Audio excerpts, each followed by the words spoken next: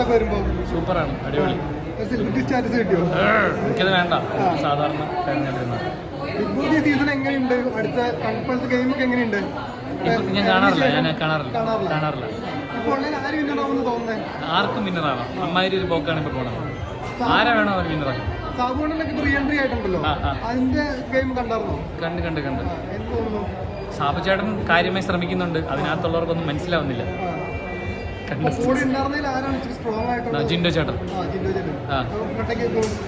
അടിപൊളിയാണ്. ഗബ്രി ഔട്ടായി. ഓട്ടോ പറഞ്ഞ ഓട്ടാവും. നമ്മള് ഒറ്റയ്ക്ക് കളിച്ചിരുന്നെങ്കിൽ ചിലപ്പോൾ ഗബ്രി ഇപ്പോഴൊന്നും ഔട്ടാവില്ല. എനിക്ക് അങ്ങനെ തോന്നിയിട്ടുണ്ട്.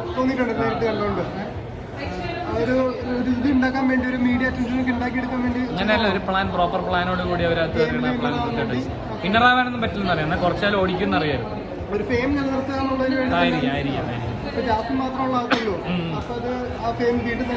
ജാസ്മിൻ നല്ല അടിപൊളിയായിട്ട് അഭിനയിക്കുന്നില്ല. സീരിയലൊക്കെ തരുന്നു, സീരിയലിൽ അഭിനയം ഫോട്ടോ കെട്ടിപ്പിടിച്ച് കരയുന്നെങ്കിൽ ജീവിതത്തിൽ ആരെങ്കിലും അങ്ങനെ ചെയ്യുമോ സഹോദര? നീ ചെയ്യുമോ?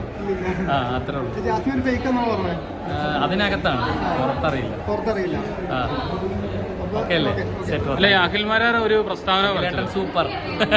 അഖിൽമാരാർ പറയണ കേട്ടപ്പോൾ താങ്കൾക്ക് അതിനകത്ത് എന്താ പറയാനുള്ളത്? അഖിലേട്ടൻ എന്നെ കുറിച്ച് പറഞ്ഞ കാര്യമാണെങ്കിൽ ഓക്കെയാണ്. മറ്റു കാര്യങ്ങളെ കുറിച്ച് എനിക്ക് കൃത്യമായ ധാരണയില്ല.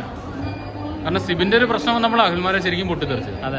അപ്പൊ അതിനെക്കുറിച്ച് അറിയാവുന്ന പലരും ഇത് ഹൈഡ് ചെയ്ത് വെച്ചോണ്ടിരിക്കുക. ഞാൻ ഹൈഡ് ചെയ്യില്ല, ഞാൻ പറയും.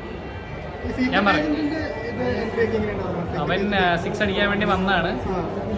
പക്ഷെ അളിയനെ എന്നെ അടിച്ചിരുത്തുന്ന കണ്ടപ്പോൾ ചെറിയൊരു പേടി, അവനെ അടിച്ചിരുത്തുന്നുള്ള പേടി കണ്ട ഒതുങ്ങിപ്പോയതാ.